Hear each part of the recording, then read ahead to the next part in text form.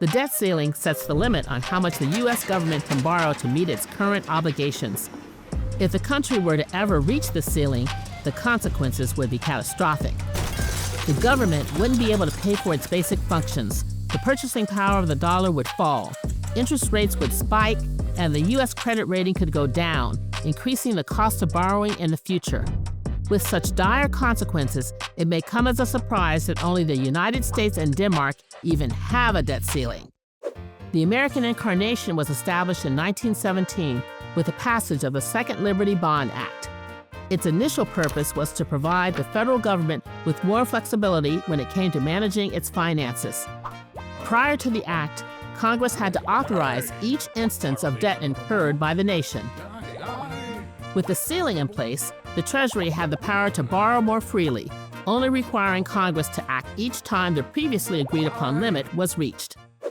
Even though the debt ceiling is designed to limit government borrowing, it has increasingly become a political bargaining chip rather than a spending safeguard. Like a national game of chicken, the two parties repeatedly wait until the last second to raise or suspend the limit in an effort to earn budgetary concessions from across the aisle. In 2011, the Budget Control Act, which raised the debt ceiling, was passed just hours before the Treasury was set to default on its debts. This uncertainty caused America's credit rating to drop for the first time in history, increasing the entire nation's interest rates.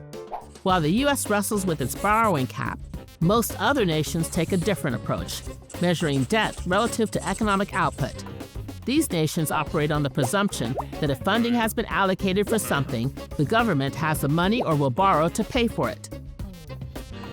It has been argued by some economists that the debt ceiling should be repealed to avert unnecessary financial crises, but others considered it a necessary check on government spending. As the past has shown, the debt ceiling is likely to be a continuous and contentious problem, with 11th-hour politics and showdowns controlling the trajectory of U.S. fiscal policy. Regardless of whether it remains or gets overhauled, one thing is certain. Whenever our debt pushes against the ceiling, the country is listening for cracks. What do you think? Is keeping the debt ceiling a good idea? Or should we allow the Treasury to borrow without this limit?